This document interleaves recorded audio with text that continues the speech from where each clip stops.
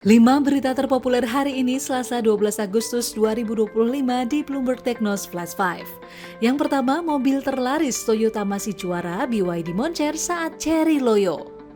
Gabungan Industri Kendaraan Bermotor Indonesia atau Gaikindo membeberkan peringkat mobil terlaris sepanjang Juli 2025 yang diduduki mobil buatan Toyota dengan penjualan 18.905 unit sepanjang Juli 2025. Sementara Daihatsu di posisi kedua dengan penjualan mobil 10.451 unit, Suzuki di peringkat ketiga mencatat penjualan 6.010 unit mobil.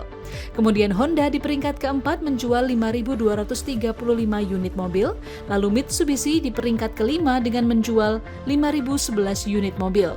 Kejutan datang dari pabrikan asal Cina Build Your Dreams atau BYD dengan penjualan 2.335 unit mobil, naik ke peringkat 6 dari ke-8 di bulan lalu.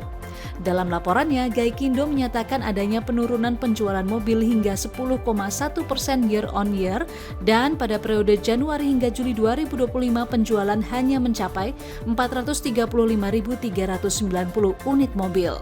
Meski secara bulanan naik 4,8% yang mencapai 60.552 unit mobil dibandingkan bulan sebelumnya yang hanya 57.799 unit mobil. Sementara penjualan dari dealer ke konsumen atau retail sales juga mengalami pertumbuhan 1,8% yakni sebanyak 62.770 unit mobil, naik dari 61.687 unit mobil pada bulan Juni 2025. Kedua, investor asing borong 10 saham ini saat IHSG stagnan. Indeks harga saham gabungan atau IHSG sepanjang pekan lalu mencatat pelemahan 0,06% point to point ke posisi 7.533,38. Di tengah hal ini, investor asing melakukan aksi beli bersih atau net buy yang minimal yakni di angka 120 miliar rupiah di perdagangan saham di seluruh pasar. Kemudian di pasar reguler investor asing net shell seadanya di angka 62 miliar rupiah. Adapun investor asing tercatat net buy saham terbanyak pada emiten PT Aneka Tambang Tbk atau ANTM mencapai 339,03 miliar rupiah. Tak hanya ANTM, ada 4 saham net buy lainnya, yakni PT MD Entertainment Tbk sebanyak 261,47 miliar rupiah, PT Adaro Andalan Indonesia Tbk atau AADI sebanyak 233,94 miliar rupiah, PT Telkom Indonesia Tbk atau TLKM sebanyak 158,73 miliar rupiah, PT Barito Renewable Energy Tbk atau BRAN sebanyak 139,46 miliar rupiah. Pada kesempatan yang sama, investor mencatat net sell tertinggi pada saham PT Bank Rakyat Indonesia Tbk atau BBRI mencapai 395,74 miliar rupiah. Imbas tekanan jual investor asing, saham BBRI melemah 1,07% dalam sepekan di posisi 3.700 per lembar saham. Tak hanya BBRI, ada 4 saham net shell lain yakni PT Solusi Sinergi Digital Tbk atau WiFi di angka 283,05 miliar rupiah. PT Petrindo Jaya Kreasi Tbk atau Cuan di angka 200,41 miliar rupiah. PT TBS Energi Utama Tbk atau Toba sebanyak 141,89 miliar rupiah, PT Indofood CBP Sukses Makmur Tbk atau ICBP sebanyak 121,22 miliar rupiah. Ketiga, daftar anggaran kementerian yang kembali kena efisiensi di 2026. Kementerian Keuangan resmi kembali melakukan efisiensi anggaran terhadap sejumlah kementerian atau lembaga atau KL untuk tahun anggaran 2026 mendatang sesuai peraturan Menteri Keuangan atau PMK baru nomor 56 tahun 2025 yang mulai berlaku pada 5 Agustus 2025. Sesuai arahan Presiden Prabowo Subianto, PMK ini merinci pos item anggaran yang akan lanjut terkena efisiensi pada tahun 2026.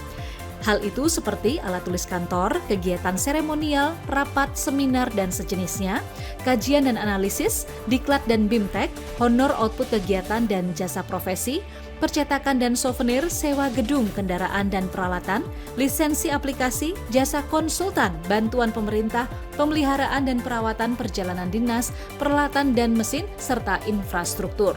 Pemerintah juga telah melakukan efisiensi anggaran di tahun ini atau di tahun 2025 dengan rata-rata pengurangan anggaran di atas 20%. Bahkan untuk pos tertentu pengurangan terjadi lebih dari 50% seperti alat tulis kantor turun hingga 90%, percetakan dan souvenir turun hingga 75%, dan sewa gedung serta peralatan turun 73% dari anggaran sebelumnya di tahun 2024. Berita keempat, Goldman, bebas tarif Trump akan beralih dari bisnis ke konsumen. Goldman Sachs memperkirakan beban tarif impor Amerika Serikat akan segera ditanggung konsumen. Dalam analisisnya, hingga Juni konsumen Amerika Serikat telah menanggung sekitar 22% biaya tarif. Angka ini diperkirakan melonjak menjadi 67% jika tarif terbaru mengikuti pola yang sama dengan kebijakan sebelumnya. Sejauh ini pelaku usaha Amerika Serikat menanggung 64% dari total biaya tarif, namun proporsi ini diperkirakan turun menjadi kurang dari 10%. Hal ini menciptakan dampak bervariasi pada perusahaan. Sementara eksportir asing menanggung sekitar 14% dari biaya tarif hingga Juni dan porsi ini diproyeksikan naik menjadi 25%. Secara keseluruhan, pergeseran beban biaya tarif ini diperkirakan akan mendorong inflasi hingga akhir tahun. Goldman memprediksi inflasi pengeluaran konsumsi pribadi atau PCI inti tahunan pada Desember akan mencapai 3,2% dengan asumsi inflasi dasar tanpa pengaruh tarif berada di 2,4%. Kelima, harga litium melonjak usai CATL hentikan operasi tambang di Cina. Harga litium di Cina dan saham produsen litium yang terdaftar di Australia menguat setelah Contemporary Amperex Technology Corporation Ltd atau CATL menghentikan operasi di salah satu tambang utamanya di Provinsi Jiangxi, Cina sekitar 3 bulan setelah izin tambangnya berakhir pada 9 Agustus. Hal ini menimbulkan harapan pembatasan produksi di berbagai tambang litium lain di Cina. Harga litium anjlok 90% setelah adanya kelebihan pasokan akibat lambatnya industri mobil listrik. Meski demikian, analisis Citigroup Incorporation menyebutkan penghentian produksi ini akan mengangkat sentimen pasar dalam jangka pendek dan bukan membuat defisit pasokan litium. Imbas penutupan terasa pada pembukaan perdagangan Senin 11 Agustus 2025 di mana kontrak berjangka litium karbonat reaktif di Guangzhou Futures Exchange melonjak 8% sesuai batas kenaikan harian. Sementara kontrak pengiriman November diperdagangkan di 81.000 yuan per ton, naik dari level penyelesaian 75.000 yuan pada Jumat. Kemudian saham PLS Ltd, sebelumnya Pilbara Minerals Ltd sempat naik hingga 19% di Sydney. Liontown Resources Ltd melesat 25% dan Mineral Resources Ltd menguat 14%. Itu dia 5 berita terpopuler pilihan Bloomberg Technos hari ini. Ikuti terus update selanjutnya di www.bloombergtechnos.com.